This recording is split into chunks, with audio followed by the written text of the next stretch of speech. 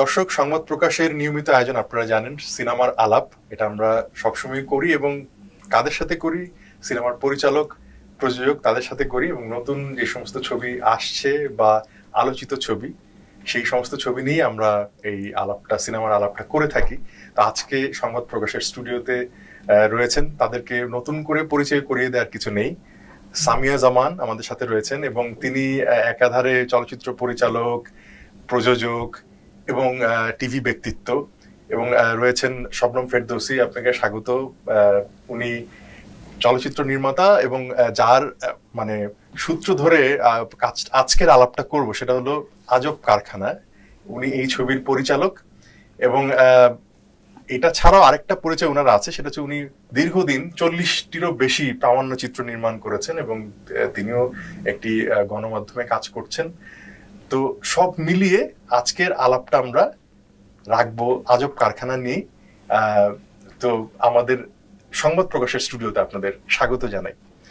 ধন্যবাদ। প্রথমে এই প্রশ্নটা করতে চাই শবনম ফেরদৌসী আপনাকে, যে প্রথম কাহিনী চিত্র, প্রামাণ্য চিত্র থেকে কাহিনী চিত্রে আপনার এই যে পদযাত্রা বলবো, এবং এইটা সোজা ব্যাপার নয় আসলে। কারণ যারা এক ধরনের প্রামাণ্য চিত্র, আমরা জানি যে মাঠে ঘাটে স্ক্রিপ্ট তৈরি হয়, আর কাহিনী চিত্র হচ্ছে স্ক্রিপ্ট তৈরি করে গিয়ে মাঠে নামতে হয়। বিশাল একটা পার্থক্য আছে। এই আপনার এই যদি মানসিক প্রস্তুতির জায়গাটা যদি একটু শুনতাম। মানসিক প্রস্তুতি তো উল্টোটা হয়ে গেছে। আসলে তো হতে চেয়েছিলাম ফিকশন ফিল্ম মেকার, কারণ আমরা তো আসলে, আপনি জানেন, আমাদের বেড়ে ওঠায় ফিকশন দেখি, ডকুমেন্টারি চর্চা তো এদেশে ছিল না। আমরা স্টপ জেনোসাইডের নামটা শুনেছি মাত্র, তখনও দেখা হয়নি। তো ফিকশন বানাবো, ক্যামেরার সামনে যেদিন প্রথম দাঁড়িয়েছি সেদিনই এটা আরো নিশ্চিত ছিল যে আমি অভিনয়ের খুব স্বপ্ন ছিল, কিন্তু না, আমি অভিনয় করাবো। সেই থেকে যাত্রাটা 95 সাল থেকে আসলে স্বপ্নটা আমার শুরু হয় ফিকশন ফিল্ম মেকার হিসেবে, একটা প্রস্তুতি, নিজেকে ফিল্ম মেকার হিসেবে তৈরি করবার। কিন্তু 2000 সালে আমাদের এখানে তো আসলে এখন অনেক ফিল্ম স্কুল আছে, ডিপার্টমেন্ট আছে, অনেক কোর্স আছে, তখন কিছু ছিল না। 2000 সালে প্রথম স্টেপস টুয়ার্ডস ডেভেলপমেন্ট একটা কোর্স অফার করে, documentary film making course for 3 months long. তো আমরা আসলে ক্যামেরার কাজটা শেখার জন্য সেখানে আমি ভর্তি হই ওই ওয়ার্কশপটাতে। এবং যেটা হয় যে মানজার হাসান মুরাদের কারণেই হোক, মানে তার যে কোর্স পরিচালনার রীতি, যে আমার ফিকশন থেকে ডকুমেন্টারিতে প্রেমটা ট্রান্সফার হয়ে যায় সেই মুহূর্তের জন্য, সেই সময়ের জন্য। মানে আমি সেটা সবসময় বলি যে প্রামাণ্য চিত্রে যে রং, রূপ এবং গন্ধ, সেটা আমি লাভ করি। ফলে ওই যে ধারণ করা, ফলে ফিকশনকে কিছুদিনের জন্য আমি পাশ কাটাই, যে ওকে, আমি তো আরো বয়স হলেও ফিকশন করতে পারবো, কিন্তু ডকুমেন্টারি করার জন্য যে এনার্জি দরকার সেটা আমি এখন একটু নিয়োগ করি। এবং তখনই আবার থাকে না যে কম বয়সে অনেক ফ্যান্টাসি, যে 40 বছর যখন হবে তখন ফিকশন বানানো শুরু করবো, তার আগে ডকুমেন্টারি, এভাবে আমি ভাগ করে নিয়েছিলাম। সেটা করতে করতে আরো 5-6 বছর লেট হয়ে গেছে আমার ফিকশন বানাতে, টার্গেট থেকে একটু পিছিয়ে গেছি। ডকুমেন্টারি জগতে আমি এত জড়িয়ে গেলাম, শুধু আমি নির্মাতা না, আমি সংগঠক হিসেবে আরো নিউ ফিল্ম মেকার তৈরির ক্ষেত্রে টেলিভিশনে, বাংলাদেশের টেলিভিশন চ্যানেলগুলোতে ডকুমেন্টারি প্রোডাকশন, এটা নিয়ে তো 2009 সাল থেকে আমি একটা মানে এক ধরনের খুব সাইলেন্ট মুভমেন্টের মতো যেটা করতে পেরেছি। ফলে এই যে বাংলাদেশে তো বেশ কিছু ডকুমেন্টারি তৈরি হয়েছে 100-200-র মতো, এটাও তো হতো না। ফলে এইখান থেকে আবার নিজেকে বিচ্ছিন্ন করা, ফিকশনে ঢোকা। আর যেটা হয়েছিল আসলে ফিকশনটা কেন তারপর হলো হয়তো হতোই না, যে থাকে না, আপনি শিল্পের যে কোনো মাধ্যমে কাজ করেন, এক ধরনের ক্লান্তি আসে। যে আমি তো জানি আসলে একসময় কিন্তু যেটা হচ্ছিল, আমি ভয় পাচ্ছিলাম ফিল্ম মেকার হিসেবে, যে আমি তো শুটিং স্পটে আসলে একটা এডিট করে ফেলছি মাথার ভিতরে, এটা আসলে ডকুমেন্টারি নির্মাতার জন্য খুব এথিক্যাল নয়। আমি বুঝে যাচ্ছিলাম নেক্সট কি হবে, কিংবা আমি এটাকে কিভাবে সাজাবো সিকোয়েন্সটাকে। আমার মনে হয়েছিল একটা ব্রেক দরকার। তার মানে আমি আসলে ফিকশনের দিকে ধাবিত হচ্ছি। ফলে তো ওই সময় ফিকশন আসেও গল্প মাথায়, সেখান থেকে আসলে আবার এখানে আসলে মানে শিল্পীর শিল্প সৃষ্টির যে প্রক্রিয়া, সেটা কিন্তু একভাবে সবার জন্য কাজ করে না। নানা জনের ভেতর নানাভাবে কাজ করে এবং তার প্রভাবটা ভিন্ন ভিন্ন রকম পড়ে। এই প্রসঙ্গটা আসছিলাম আপনার কাছে সামিয়া জামান, যে শিল্প তো নানাভাবেই আসলে মানুষ তার সাথে সম্পৃক্ত হয় এবং শিল্পকে প্রকাশ করে, প্রামাণ্য চিত্র হোক এবং সেটা কাহিনী চিত্র হোক, সেটা এখন কিন্তু এক ধরনের কাজ হচ্ছে যেখানে আসলে কোনো সীমারেখা নেই এবং সেটা উঠে যাচ্ছে। সেটাই মনে করি, কারণ আমি শবনম ফেরদৌসীকেও যদিও অনেক দিন ধরে আমরা একই ধরনের মানে সংগঠন আন্দোলন এসবের মধ্যে দিয়ে এসেছি, কিন্তু খুব মানে ডাইরেক্টলি শবনমের সাথে কাজ করেছি তা না, কারণ ও যখন কাজ শুরু করলো তখন আমি দেশের বাইরেই চলে গেছি। কিন্তু তারপরে দীর্ঘদিন ধরে আমরা সহকর্মী অনেক ধরনের একসঙ্গে অভিজ্ঞতা হয়েছে। সুতরাং আমি যে শবনম ফেরদৌসীকে চিনেছি, মানে তার একটা ভালো তুঙ্গ মুহূর্ত বলতে পারেন জন্মসাথী, যে ছবিটার জন্য শবনম জাতীয় পুরস্কার পেল, এবং এটা আমাদের ৭১ টেলিভিশনের এবং মুক্তিযুদ্ধ জাদুঘরের একটা প্রোডাকশন। তো এবং বিশ্বব্যাপী যেটা খেয়াল করা যাচ্ছে যে ফেস্টিভ্যালগুলোতে আপনি এর প্রভাব এরই মধ্যে দেখেছেন যে দৈর্ঘ্য দিয়ে বরং বিচার করা হচ্ছে, যে এটা কি ফিচার ফিল্ম একটা সার্টেন দৈর্ঘ্যের ওপরে, আর এটা কি মানে স্বল্প দৈর্ঘ্য বা শর্ট ফিল্ম, সেখানে আপনি সেটার ট্রিটমেন্টটা আপনার ডকুমেন্টারি বা ডকুমেন্টারি স্টাইল, তারপর মাঝখানে ডকু ফিকশন, তারপর ফিকশনের মধ্যে এখন আবার অটো অনেক কিছু চলে আসছে, যে থার্ড মানে ফোর্থ ওয়াল ব্রেক করে কাজটা হচ্ছে, অনেক কিছু করে টোরে এখন আসলে আর মানে ওইভাবে ডিভিশন অনেক জায়গায় করা যাচ্ছে না। আমি বলছি না সব সিনেমা, মানে অনেক জায়গায়।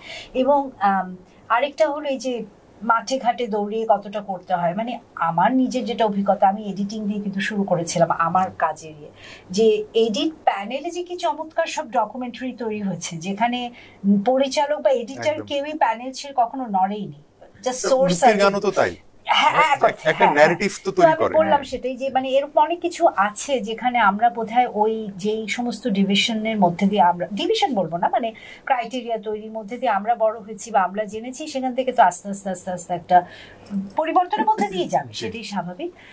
সুতরাং আপনি যদি জন্মসাথী দেখে থাকেন বা তার সাথে শবনম ফেরদৌসী আরো কিছু কাজ যদি দেখে থাকেন, অনেকগুলো কাজের মধ্যেই আমি কিন্তু একজন গল্প বলিয়ে ন্যারেটিভ তৈরির বা বয়ান তৈরি সিনেমার ইমেজ এবং তার এডিটিং এর মাধ্যমে তাকে কিন্তু আমি দেখতে পেয়েছি।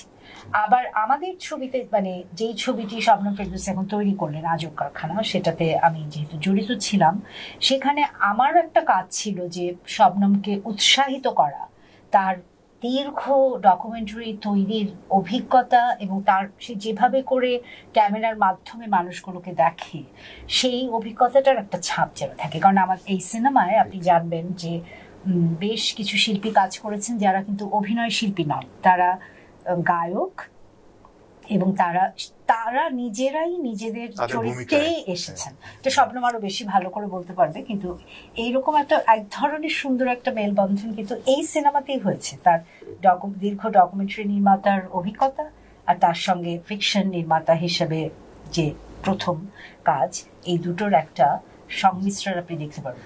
আপনি মানে শবনম আপার যদি বলি যে প্রামাণ্য চিত্র এবং কাহিনী চিত্র সব মিলেমিশে একটা একাকার অবস্থায় আছে, কিন্তু চলচ্চিত্রে ধরুন ভূমিকার যে বিষয়টা, মানে মানুষ যা দেখে, সে দেখার পেছনের পর্দার পেছনের যে কাজ, তার মধ্যে প্রযোজক একজন এবং পরিচালক একজন, খুব গুরুত্বপূর্ণ দুটি পদ। আপনি নিজেও সিনেমার পরিচালক ছিলেন, মানে রানী কুঠির বাকি ইতিহাস এবং আকাশ কত দূরে, দুটো ছবি আপনি পরিচালনা করলেন। তারপর আপনার কাছে কেন মনে হলো যে আমার একটা ছবি প্রযোজনা করা প্রয়োজন? একটা না, অনেকই করা যেতে পারে, শুরুটা বলছি আর কি।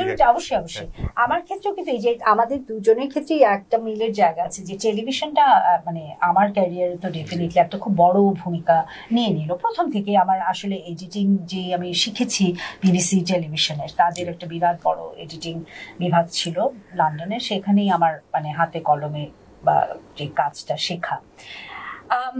সেখানে এটাই মূলত হয়েছে যে আমার যেহেতু সাংবাদিকতা হয়ে, তারপরে ২১ টিভি হয়ে, তারপর টেলিভিশনের জন্য অনুষ্ঠান তৈরি করা এবং টেলিভিশনের অনুষ্ঠান উপস্থাপনা করা, এবং তারপর রাজনৈতিক বিশ্লেষক, মানে ইত্যাদি নানা যে জিনিসটা তৈরি হলো, সেই ক্যারিয়ারটার পাশাপাশি ছবিটা চলছিল এবং ওই ফিরে আসতে হচ্ছিল। ছবিতে আপনাকে অনেক মানে সময়, মেধা, শ্রম সবই দিতে হয়। তো সেখানে আমি অন্তত মানে নামে আমার প্রযোজক ছিল আজব আকাশ কত দূরে আমার নিজেরই প্রযোজিত ছবি, পরে চ্যানেল আই এটার সঙ্গে যুক্ত হয়, সহ প্রডিউসার হয়। সো আমি যেটা দেখলাম যে একটা স্বাধীন চলচ্চিত্র নির্মাতা হিসেবে আমি একা নই, শুধু আমাদের দেশের বাকিরা এবং পুরো বিশ্বেই তাদেরকে মূলত প্রডিউসারের রোলটাই বেশি করে করতে হয়। মানে আপনি সারাক্ষণ ব্যবস্থাপনা করছেন, নানা ধরনের এসব কিছু করছেন, সেখানে ডিরেকশনের দিকে মনোনিবেশ করা খুব কঠিন হয়ে যায়। এবং আমার তো তার পাশাপাশি আমি অন্য জায়গায় যে ৭১-এর মাধ্যমে কমিশন করছি জিনিসপত্র, তারপর আমি নিজে নাটক প্রযোজনা করছি, সিরিয়াল প্রযোজনা করছি, ডকুমেন্টারি সংগঠনের সাথে জড়িত হচ্ছি, ফিল্ম মেকারদের জন্য সাংগঠনিক দায়িত্ব পালন করছি। এসব নানাবিধ কাজগুলোর মধ্যে আপনি কমন যদি একটা এলিমেন্ট দেখতে চান, মিলের বিষয়টা কিন্তু মানে আমার ওইখান থেকে স্বাভাবিকভাবেই প্রডিউসিং এই আসার কথা। সে ভালো করি বা খারাপ করি, মানে একটা ক্রাইসিস ম্যানেজমেন্ট করাটাই যেহেতু আমাদের একটা অভ্যাস দাঁড়িয়েছে, আমার মাঝে মাঝে নিজের কাজ দেখে মনে হয় যে আমি কি নিজেই কিছু ক্রাইসিস তৈরি করি কিনা। কারণ আমরা বাংলাদেশে এভাবেই কাজ করি, যেটা ঠিক নয়, যা আরো একটু পরিকল্পিতভাবে করা যেতে পারে। কিন্তু যাই হোক, তো এভাবেই আমি এখানে আসলাম। সো শবনমের সাথেও কিন্তু আমার ৭১-এ যে আমরা যে সহকর্মী হিসেবে আমাদের যে পরিচয়, ও কিন্তু আমাকে ওরকম একটা রোলেই দেখেছে। সে কারণে কিনা আমি জানি না, মানে শবনম এটা ভালো বলতে পারবে, যখন আমরা এক জায়গায় হলাম যে একটা টিম তৈরি করলাম এবং আমি অনুদানের জন্য অ্যাপ্লাই করলাম, শবনম ফেরদৌসী শুধু তো সে এটির পরিচালক নয়, সে কাহিনীকার, সংলাপ রচয়িতা, চিত্রনাট্য রচয়িতা এবং পরিচালনা। তো তখন কিন্তু এই মানে জুটিটা আপনি যদি বলেন, সেখানেই স্বাভাবিকভাবে তৈরি হলো যে আমি প্রডিউস করব। এবং আপনি খেয়াল করবেন যে আমি নারী নির্মাতাদের জন্য ফিল্ম স্ক্রিনিং এর ব্যবস্থা করেছি, আমি এরকম অনেক যেই কাজগুলো করেছি সেটার সাথে খুব ভালোভাবেই যায়। আর তাই মানে আমি যদি আরো কোনো প্রজেক্ট, আরো কোনো কন্টেন্ট, আর কোনো টেলিভিশনের জন্য, সিনেমার জন্য করি, এটাই স্বাভাবিক হবে যে আমি প্রডিউসই করবো সেটা। আমি আপনার কাছে আসবো আরেকটা বিষয় নিয়ে, সেটা হচ্ছে শুধু এই প্রযোজনা এবং অন্যান্য বিষয় এবং সংশ্লিষ্ট বিষয় নিয়ে আপনি বিভিন্ন উৎসবে যাচ্ছেন এবং আন্তর্জাতিক পরিসরে আপনার এক ধরনের যাতায়াত রয়েছে এবং সংযুক্তি রয়েছে, সেই বিষয়গুলো শুনবো আপনার কাছে। কিন্তু এর ফাঁকে আজকে আমরা আজব কারখানায় আরেকদিন জি মানে না, আজব কারখানা নিয়ে আসলে আজব কারখানায় তো বিভিন্ন ফেস্টিভ্যালে গেছে, সেটা নিয়ে আমি জানতে চাইবো। তো শবনম ফেরদৌসী, আমি বলতে চাই যে ধরেন আমাদের সারা পৃথিবীতে এক ধরনের আলাপ হয় জনরা ফিল্ম নিয়ে। তো আমি যদি প্রশ্ন করি যে ধরুন আজব কারখানা একটা রকস্টারের একটা জীবন নিয়ে করা এবং সেখানে গ্রাম বাংলার অর্থাৎ তার শেকড়ের কাছে ফিরে আসার একটা গল্প রয়েছে, সেটাতে এটাকে আপনি কিভাবে মিউজিক্যাল ফিল্ম জনরার মধ্যে ফেলবেন, নাকি আপনি আসলে এটাকে কিভাবে সংজ্ঞায়িত করেন যে এটা কি ধরনের ছবি আজব কারখানা? সংজ্ঞায় আমি খুব একটা মানে আমি সংজ্ঞা ভাঙার পক্ষে না, ডিকনস্ট্রাক্ট করেন মানে করতে পেরেছি কিনা জানি না, কিন্তু আমি এটার বিরোধী মানুষ এবং যে কোনো প্রাতিষ্ঠানিকীকরণের বিরোধী মানুষ আমি, এবং সেটা জন্ম থেকে মানে নিয়ম ভাঙার একটা প্রবৃত্তি আমার আছে। আজব কারখানায় কি নিয়ম ভেঙেছেন? কি নিয়ম ভাঙতে পেরেছি জানি না। বাংলাদেশের ক্ষেত্রে হয়তো ছোটখাটো জিনিস ঘটেছে, ওয়ার্ল্ডের সিনেমার ক্ষেত্রে হয়তো কিছুই না। এটা বাংলাদেশের ক্ষেত্রে যেটা হয়েছে, আসলে তো এখানে মিউজিক্যাল প্লে বলে কিছু এখন আমরা খুব একটা দেখিনি। মানে অন্যান্য যে ধরুন আপনি রঙিন রূপ পান কি বেহুলা কি এই ধরনের যে কাজগুলো হয়েছে, ওগুলো তো আসলে ফোক ইসে নির্ভর, গল্পটাই ফোক, তাই না, সেই ধরনের। কিন্তু আমাদের এই ছবিটাতে কি আছে যে বাংলাদেশে শুধু ফোক নয়, বাংলা রক একটা অন্যতম একটা অনুষঙ্গ, যাতে গল্পটা শুরু হয়।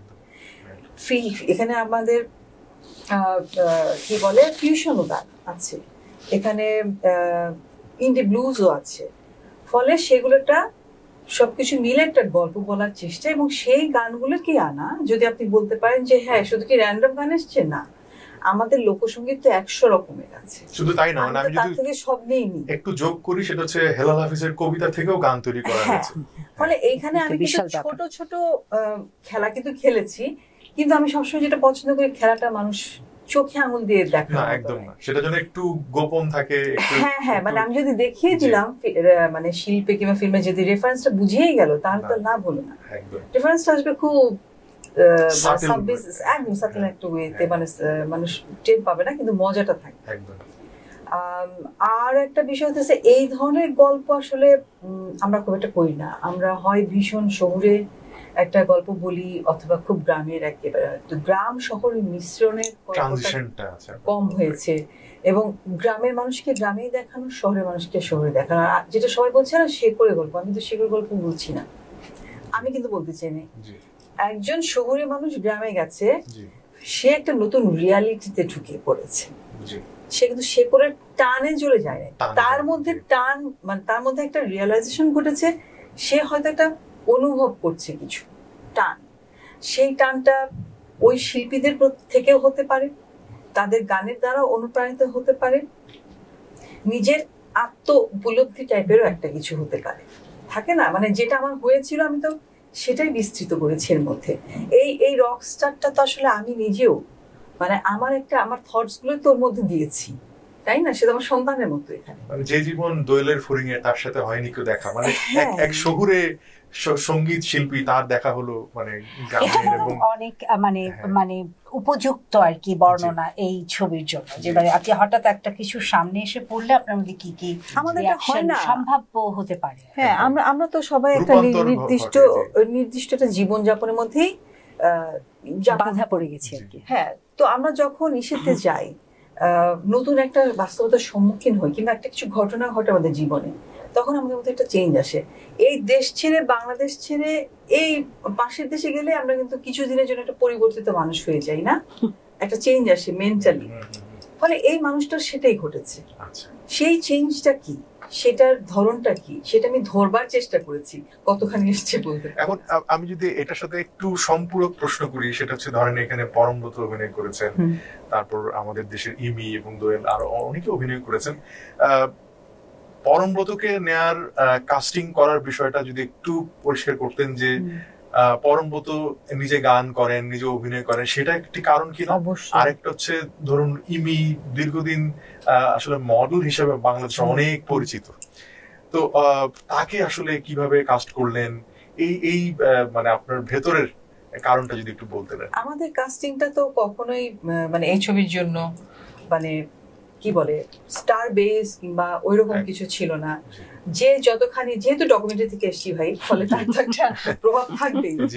আর আমার যেহেতু অন্যতম প্রোটাগনিস্ট হচ্ছে এখানে ফোক আর্টিস্টরা, নিজেরাই শিল্পীরা, যারা নিজেদের জীবনের চরিত্রে নিজেরাই অভিনয় করেছে, ফলে তাদের সঙ্গে যায়, যাতে খুব একটা মেকি না হয়। মানে ধরেন পরম ইমিকেও যে নিয়েছি, সেটাও আসলে সেটা একটা কারণে, এর বাইরে আপনি দেখেন আর চরিত্রগুলো হচ্ছে খুব মানে খুব কম পরিচিত মানুষদেরকে আমার নেওয়া, এবং অনেকে তো ফার্স্ট টাইম কাজ করেছে, এবং আমাদের টিম মেম্বাররা কাজ করেছে বিভিন্ন ছোট ছোট চরিত্রে।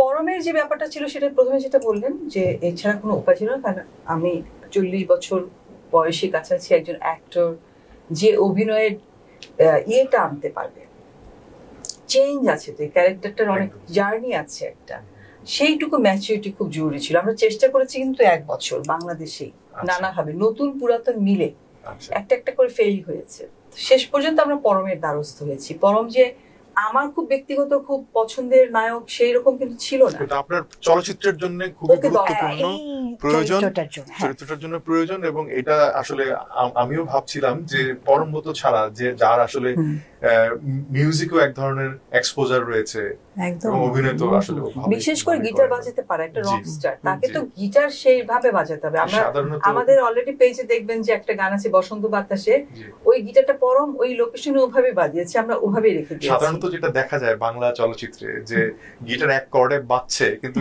চরিত্র আরেক কর্ডে ধরে আছে, সেইটা একটা খুবই বিশ্বদৃশ্য ব্যাপার হয়। মানে এত সূক্ষ্মভাবে হয়তো সবাই দেখে না, কিন্তু এই যে মোটের উপরে এটা আমাদের তো খুবই একটা চেষ্টা ছিল যে হয়ে ওঠা, রকস্টার হয়ে উঠবার একটা প্রক্রিয়া পরমব্রতকে, এবং শুধু তো একটা জায়গায় নয়, অনেক জায়গায় তাকে বাজাতে হয়েছে। ফলে এমন হয়েছে আমাদের মিউজিক ডিরেক্টর গৌরব, যে একটা খুব কঠিন একটা সিকোয়েন্স আছে, মানে আমরা শুটিং এর জন্য কঠিন, মানুষ হয়তো দেখে বুঝবে না, ফলে ও ওখানে বসে যেটা বাজাচ্ছে সেম ভাবে পরম সেটাকে তুলে ওভাবে বাজিয়ে দিচ্ছে, তাই না? এটা কয়জন অ্যাক্টর করতে পারতো, মানে পাইনি আসলে। বয়স এবং আবার একটা পরিচিতি আছে, ওটা মিলে শবনম মানে পরমব্রত এখানে থাকলে ভালো হতো, ওই কথাটা যেহেতু বলেছে, মানে আমরা এটা নিয়ে খুব আলোচনা করছিলাম। আর এটা হলো আমাদের দিক থেকে তো আমরা একটা চরিত্র খুঁজছি, আমরা শবনমও খুঁজছে, আমরা একসঙ্গেও অনেকগুলো মানে অনেক খোঁজাখুঁজি চলছে, কিন্তু আপনি যাকে খুঁজছেন পরমব্রত, যেটা হলো টেলিফোনে শবনমের কাছে 2 লাইনে কাহিনীটা শুনে সে যে রিয়াকশনটা দিল যে এটা তো আমারই, তখনই কিন্তু আমাদের সেই মানে বাধা হয়ে গেল তখনই যে হ্যাঁ এই রাখি বন্ধন হয়ে গেল। মানে তার আলাদা করে আসলে চরিত্রে ঢুকতে হয়নি, আমাদের জন্য এটা নির্ধারিত হয়ে গেল গ্রিক থিয়েটারের মতো যে নিয়তি বাধা হয়ে গেলাম আমরা, ড্রিভেন হয়ে গেলাম তখন আমরা। এবং ওর ওই মানে যে যোগাযোগটা সে অনুভব করেছে চরিত্রটার প্রতি, কানেকশন, সেটা কিন্তু মানে শেষ পর্যন্ত সে রাখতে পেরেছে যতক্ষণ অভিনয় করেছে। এবং এই কদিন আগেই তো ও ঢাকায় ঘুরে গেল এই ছবিরই ক্যাম্পেইন শুরু করার জন্য, সাংবাদিকদের সাথে দেখা হলো, অনেক কথা হলো, অনেক ইন্টারভিউ দিল। সেখানেও কিন্তু তার মধ্যে সেই একই তাড়না আমরা দেখতে পাচ্ছি যে এই চরিত্রটার প্রতি সে যে এক ধরনের একটা বিশেষ টান আছে, সেটা আমরা তো আবার সচক্ষে দেখলাম। এবং আপনি এটা পর্দায়ও দেখবেন, পাবেন, অনুভব করবেন আর কি। আচ্ছা, আগে আমরা পড়তাম না যে নামের সার্থকতা বিচার, হ্যাঁ, তো আজব কারখানা এই নামের সার্থকতা বিচার করতে যদি বলি আর কি পরিচালককে, এটি একটু কঠিন, এই জন্য ছবিটা দেখলে আরো ভালো, কারণ ছবিতেও আসলে শেষমেশ গিয়ে আমরা নামের সার্থকতার একটা সিকোয়েন্স করার চেষ্টা করেছি যে কোন জায়গা থেকে এটা আমরা আসলে বলছি। এমনি লালন সাইজির জাত গেল বলে এই আজব কারখানা থেকে ওইটুকু নেওয়া আমার ধার করা। এবার সেটা কারণ হচ্ছে যে আজব কারখানা তো আসলে বুঝেছেন সামথিং মিস্টিক, তাই না? এবং মানুষের জগৎ আসলে এই আজব কারখানা, এই যে মানুষের জগৎকে উনি মিন করেছেন। তো এই মানুষের জগতের মধ্যে আরেকটি জগৎ হচ্ছে মিডিয়া, শিল্প। এইটার এখানে কি ঘটে এই আজব জগৎ দুনিয়াতে, হ্যাঁ, এই যে লাইমলাইট আমরা যেটা বলি, এটার মধ্যে কি কি ঘটে সেইটারই একটা টুকরো বলবার চেষ্টা। শিল্প সৃজনও কিন্তু খুবই আজব একটা ব্যাপার, মানে অবশ্যই, বিশেষ করে সুর, মিউজিক। মানে আমি ফিল্ম মেকার, কিন্তু আমার কাছে শ্রেষ্ঠতম শিল্প হচ্ছে সঙ্গীত। মানে এইটা একটা জায়গা যেটাকে আপনি চোখে দেখা যায় না, সব ধরনের শিল্পের একটা ভিজুয়াল প্রেজেন্স আছে। পাতার শব্দ, বাতাসের শব্দ সঙ্গীত সৃষ্টি করছে। কোত্থেকে আসে? আমার সবচেয়ে পাওয়ারফুল লাগে সুরকারদের বাতাসের শব্দ, কথাটা যেটা বললেন, বা প্রকৃতির বিভিন্ন জিনিসের শব্দ। আমি সেই জন্য খুব আগ্রহ নিয়ে অপেক্ষা করছি যে ছবিটা সবাই যখন একটা প্রপার সাউন্ড সিস্টেমে সিনেমা হলে দেখবে। এমনকি মানে আমরা এর আগে যখন দেখেছি সেভাবে দেখিনি। আমি নিজে এটা এত সুন্দরভাবে দেখার সুযোগ পেয়েছিলাম পুনা ফিল্ম ফেস্টিভ্যালে, এই ছবিটা দেখানো হয়েছিল প্রপার সিনেমা হলে। এবং কারণ এই ছবিতে কিন্তু এই প্রকৃতির শব্দ বা এই ধরনের শব্দের নানা খেলা, শব্দের লেয়ার, অনেক কাজ আছে শব্দ নিয়ে। এটা তো অনেক সময় ঢাকা পড়ে যায়, তো কারণ হ্যাঁ সাইলেন্স আছে, মানে আমরা তো ক্যামেরা এগুলো পর্যন্তই থাকি, হ্যাঁ নৈশব্দ। এবং আপনি একটু আগে যেটা বললেন বাতাসেরও একটা শব্দ আছে, এই জিনিসগুলো কিন্তু এই ছবিটা। এই আজব কারখানা নিয়ে যেটা জানতে চাইছিলাম যে এই ছবি প্রস্তুত এবং মুক্তির মাঝখানে অনেকগুলো আন্তর্জাতিক চলচ্চিত্র উৎসব এবং আপনি অনেকগুলো জায়গায় গেছেন এই ছবিটি নিয়ে, এবং অনেক দেশের মানুষ এই ছবিটি দেখেছেন। তো আপনার অভিজ্ঞতা এবং তাদের প্রতিক্রিয়া? আসলে ছবিটা তো এক ধরনের যাত্রাই শুরু হলো 2022 সালের জানুয়ারি মাসে, যখন এটা আমাদের জন্য একটা খুবই আনন্দের কথা যে ঢাকা ইন্টারন্যাশনাল ফিল্ম ফেস্টিভ্যাল এটা প্রথম দেখানো হলো। কিছু অল্প মানুষই দেখলেন, কিন্তু সেটা থেকেও আমরা এক ধরনের একটা ফিডব্যাক পেলাম, ফিল্মপ্রেসি পুরস্কার পেলো। সেটাও আমাদের জন্য একটা খুব সুন্দর ব্যাপার ছিল। আর একটা ভালো পুরস্কার এসছে পরের বছর শ্রীলঙ্কা থেকে। তো এই ছবিটার ওখানে এক এক দেশে এক এক জায়গায় এক এক দর্শক অনুযায়ী এক এক ধরনের অভিজ্ঞতা তো নিশ্চয়ই হয়েছে, কিন্তু ছবিটা এই জার্নিটার মধ্যে দিয়ে যেটা হলো, এটা কিন্তু একটা অর্গানিক ভাবে ঘটছিল। এবং এই মাসের শেষেও কিন্তু এটা কানাডায় মাল্টিকালচারাল ফেস্টিভ্যালের ক্লোজিং ফিল্ম হতে যাচ্ছে, মানে ছবি এখানে মুক্তি পাবে, কিন্তু এখনো এটার সেই ফেস্টিভ্যাল জার্নিটা শুরু হয়নি। তো আমি যেটা খেয়াল করলাম যে আমি দু ধরনের দর্শক পেয়েছি। কোথাও যেমন একদম সম্পূর্ণ ওই দেশেরই মানুষ, যেমন এটা ফ্রান্সে দুটো শহরে দেখিয়েছে, টুলুজ অ্যান্ড প্যারিস। প্যারিসে সমান সমান ছিল, বাংলাদেশের মানুষও ছিল, আবার যাদের বাংলাদেশের সাথে কোনো যোগাযোগ নেই তারা ছিল। আর টুলুজে পুরোপুরি স্থানীয় ফরাসি দর্শক ছিলেন। ওখানে আমরা খুব ভালো রিয়াকশন পেয়েছি সামহাও, হয়তো ফরাসিদের কাছে এটা আশাই করা যেতে পারে। আর এছাড়া এটা লন্ডনে গেছে, সুইজারল্যান্ডে গেছে, আমি অনেকগুলো মানে টেক্সট পেয়েছি। হ্যাঁ আমি পেয়েছি, আমাকে ইনবক্সে এসে তারা দীর্ঘ সব রিভিউ দিয়েছে ওখানকার দর্শক। তো আমাদের যেটা হচ্ছে আমাদের ফেস্টিভ্যাল জার্নিটা ভীষণ চমকপ্রদ বা ভীষণ একবার স্পেকটাকুলার কিছু হয়নি, কিন্তু খুব নিয়মিত ভাবে এটা খুব মানে রুচিশীল মানসম্মত কিছু ফেস্টিভ্যালে গেছে। তো আমাদের আরেকটা খুব ইন্টারেস্টিং জার্নি আমাদের তাজভির ফিল্ম ফেস্টিভ্যাল বলে একটা ফেস্টিভ্যাল আছে আমেরিকা, ওটি এই মুহূর্তে সারা বিশ্বের যত সাউথ এশিয়ান ফিল্ম ফেস্টিভ্যাল আছে তার মধ্যে এটি একমাত্র অস্কার কোয়ালিফাই। তো ওরাও খুব পছন্দ করেছিল ছবিটা। খুব বিভিন্ন কারণে খুব বেশি জায়গায় আমাদের ডিরেক্টরকে আমরা নিয়ে যেতে পারিনি, কোনো কারণে আমি গিয়ে কোথাও হাজির হয়েছি। আর যেটা বললেন শবনম যে দর্শকরা যোগাযোগ করেছেন আমাদের সঙ্গে, সেখান থেকেও কিন্তু আমি এক ধরনের একটা আস্থা পেয়েছি যে ছবিটা কোনো একটা জায়গায় গিয়ে বেশ কিছু সংখ্যক দর্শকের সাথে এক ধরনের একটা কানেকশন বা যোগাযোগ তৈরি হচ্ছে, এবং তাদের সেই মানে অনুভূতিটা যেটা উৎসাহিত হয় ছবিটা দেখে, সেটা কিন্তু তারা আমাদেরকে এই গত 2 বছর ধরেই প্রকাশ করছেন। তো দেখা যাক এখন আমরা যখন সিনেমা হলে এটা কি আসে, হ্যাঁ যে দেশের মানুষ যাদের জন্য আসলে আমি অন্তপক্ষে মাথায় রেখে ছবিটা করেছিলাম যে সিনেমা হলে এই ধরনের গল্প মানুষ কিভাবে নেয়, একটা এক্সপেরিমেন্টও তো থাকে তাই না, যে আমি যে গল্পটা বলছি এটা আসলে এই বাংলাদেশের সিনেমা হয়ে উঠলো কিনা। কারণ এটা তো আমার দীর্ঘদিনে আজ 25-26 বছর হতে চলে 25 বছর হতে চলেছে আমি ফিল্ম মেকার হিসেবে কাজ করছি। ফলে একটা আমার প্রথম থেকে তো একটা ব্যাপার ছিল যে আমি এই দেশের মানুষের ল্যাঙ্গুয়েজটাকে ধরতে চেয়েছি আমার ফিল্মে, সেটা ডকুমেন্টারিতে হোক আর ফিকশনে তো অবশ্যই, অন্তপক্ষে এই ছবিটার ক্ষেত্রে, পরের ছবিতে কি হবে জানি না। ফলে ওইটা আমি একটু দেখতে চাই।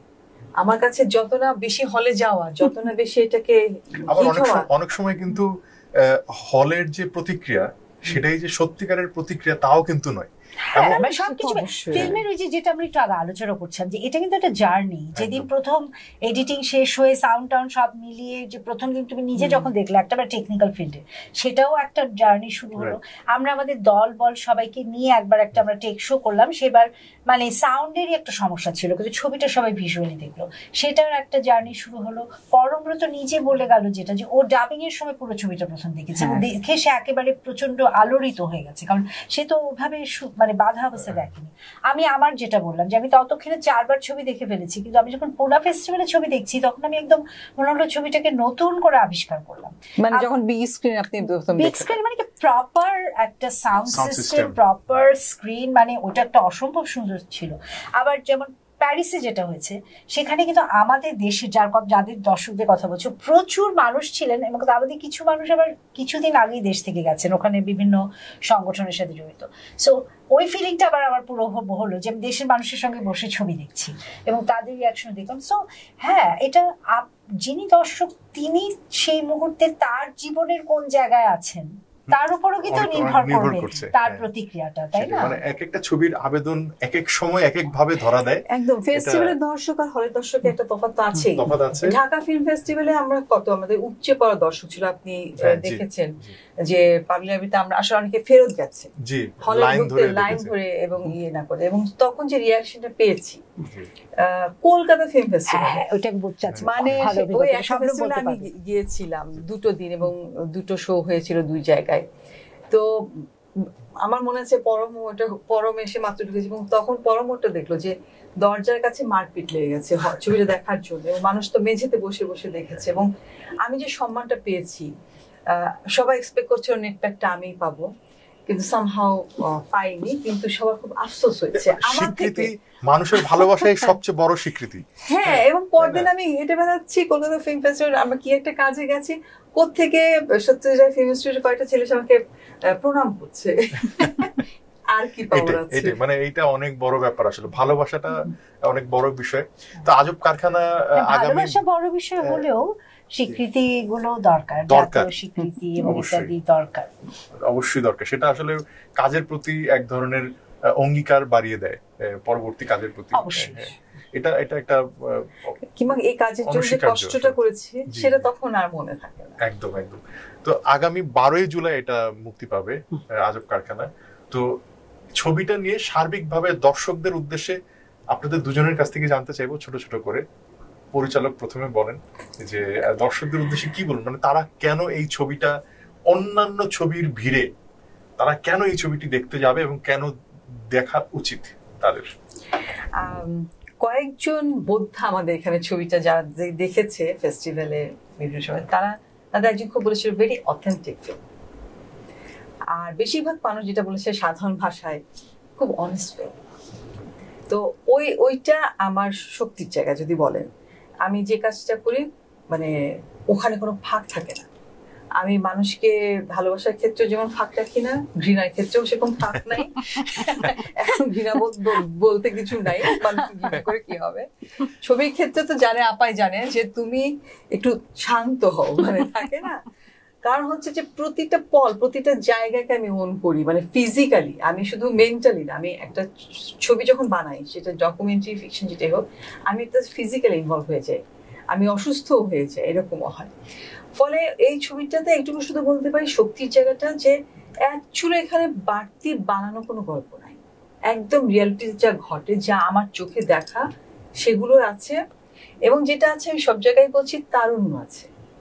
আমার কাছে মনে হয় সামহা বাংলাদেশে এখন যে ছবিগুলো হচ্ছে সেখানে সব আছে, সেখানে আনন্দ আছে, মজা আছে, আর্ট আছে, কিংবা বাণিজ্য আছে, কিন্তু তারুণ্যে যে সময়ের একটা নার্ভ থাকে, হার্টবিট থাকে, আমার মনে হয় ছবিটা, এটা আমি অনুভব করেছি যে ওই জায়গাটা আছে, আপনাকে একটা প্রফুল্ল একটা জায়গায় নিয়ে যাবে, মানে সেটা বেদনার ক্ষেত্রে হোক কি মজার ক্ষেত্রে হোক। আমাদের এই তারুণ্যের শক্তিটা আসলে আমাদের এই ভূমির, এই মাটির মানুষের দেখবেন যে এত মানুষ, এত সমস্যা, এত ভাব, কিন্তু আমাদের মনটা মরে না, মনটা খুব তাজা, সুখী একটা ভাব থাকে, সুখী না, তাজা থাকে, মানে সতেজ একটা ভাব। হ্যাঁ, এবং সেটা খুব র। আমাকে দেখে সুমিত আমাদের ফিল্ম মেকার বলেছিল, মানে ও যেটাকে ভালোবেসেছিল ভীষণ র। হ্যাঁ, সো আমি তো সেটাই করতে চেয়েছিলাম। একই প্রশ্ন আপনার কাছে, যে প্রযোজক হিসাবে এই ছবিটা অনেক ফেস্টিভ্যালে গেছে, বাইরের দর্শক দেখেছে, প্রথম বাংলাদেশের প্রেক্ষাগৃহে মুক্তি পেতে যাচ্ছে, কেন আসলে দর্শক অন্য ছবির ভিড়ে এই ছবিটিকে বেছে নিবে? এই ছবিটার মানে একটা বড় আকর্ষণ হলো যে গল্পের একটা বাঁধনি আছে, কিন্তু গল্পটাই সব নয়। আমাদের ওই শবনম একটা কথা বলছিলেন, আমাদের উপমহাদেশে এবং আমাদের দেশে গল্প করার, গল্প বলার, আমাদের নিজেদের জীবনের গল্পের একটা নিজস্ব ঢং আছে বা নিজস্ব গল্প আছে। এই ছবিটার মধ্যে সেই গন্ধটা, সেই মাটির গন্ধটা এখানে আছে। এক নম্বর, খুবই জীবন্ত এবং বর্তমানে বাস্তব। আর আমার আরেকটা দিক, যেটা কিছু কিছু কিছু কিছু আমরা ছড়িয়েছি আর কি, এবং তার প্রতিক্রিয়াও পাচ্ছি, যেটা হলো যে এই ছবির গান, ওটা একটা বড় প্রাণ এই ছবির। আর অনেক ছবির ভিড়ের ব্যাপারে আমি বলবো যে যেটা কোভিডের পরবর্তী সময়, যেটি আমাদের ছবি বানানোটাকে ভীষণভাবে মানে প্রভাবিত বা ব্যাহত সবকিছু করেছে, কারণ অনেক কিছুটা সেটার কারণেই আমাদের অনেক সময় দীর্ঘায়িত হয়েছে। কিন্তু সেই সময় আরো অনেক বেশি করে লক্ষ্য করলাম যে আমরা ছবি দেখতে চাই, আমরা সিনেমা দেখতে ভালোবাসি, আমরা নাটক, নভেল, উপন্যাস, গান সবকিছু ধরেই শিল্প চর্চা আমরা ভালোবাসি। সুতরাং আমি মনে করি অনেক ছবির ভিড়েটাই কিন্তু আমাদের জন্য একটা খুব ভালো সিগন্যাল। যে আমি যখন 2004 সালে আমার মানে প্রথম ছবিটা বানালাম, পূর্ণদৈর্ঘ্য রানীকুঠি, তখন সাংবাদিক বা সবার প্রথম প্রশ্নই ছিল, আপনি আবার ছবি বানাতে কেন এসেছেন, মানে ছবি কেন বানাবেন, সিনেমা আবার কে বানায়, মানে এই ধরনের একটা তখন সত্যি সেরকম একটা পরিস্থিতি ছিল। আজকে 2024, 20 বছর পরে কিন্তু কেউ এই প্রশ্ন করছে না, বরং এটা অবধারিত যে আপনি ছবিই বানাবেন বা অন্তত ছবির সাথে যুক্ত থাকবেন। আমাদের দর্শকদের ক্ষেত্রে আমার কাছে মনে হচ্ছে যে দর্শক আমাদের সম্পূর্ণ প্রস্তুত। তারা নানা ধরনের ছবি দেখতে ভালোবাসেন, নানা ধরনের ছবি দেখে আলোচনা সমালোচনা সেটা নিয়ে সময় কাটাতে ভালোবাসেন। সেই দর্শকদেরকেই আমি বলবো যে আসুন, একটি বৈচিত্র্যপূর্ণ, একটু ভিন্ন ধর্মী কিন্তু আপনার প্রাণে ছুঁয়ে যেতে পারে এরকম একটা ছবিকে একটা সুযোগ দিন। এবং আমি মনে করি যে আমাদের বাংলাদেশের দর্শক এই মুহূর্তে মাসে, সপ্তাহে 3-4 দিন পর পর একটা ছবি দেখার জন্য প্রস্তুত। তো এই আজব কারখানা ঠিক সেই সময় আমরা দর্শকদের সামনে আনতে পারলাম, যে যখন তারা ছবি দেখছেন নিয়মিত, হলে যাচ্ছেন নিয়মিত, তার মধ্যে তারা এই ছবিটাকেও একটা সুযোগ দিবেন, এটা আমি খুব দৃঢ়ভাবে বিশ্বাস করি। ধন্যবাদ। মানে আমি আপনার কথার সাথে এটা একটু পরিপূরক ভাবে বলিনি যে বাংলাদেশে একজন ধরনের সিনেমা উদযাপন চলছে, এবং মানুষ শুধুমাত্র যে ঈদকে কেন্দ্র করে ছবি দেখতে যাচ্ছে তা নয়, আমরা দেখছি মাল্টিপ্লেক্স বা অন্যান্য স্ক্রিনগুলোতেও মানুষ নানা ধরনের ছবি দেখছে, এবং তারা এমনও ঘটনা আমরা জানি যে কোন একটা ছবি দেখার জন্য নয়, তারা ঘুরতেই গেছে, বলছে চলো একটা ছবি দেখে আসি। এই ধরনের একটা পারিবারিক ভাবে তারা আসলে এটা উদযাপনের ভেতর আছে।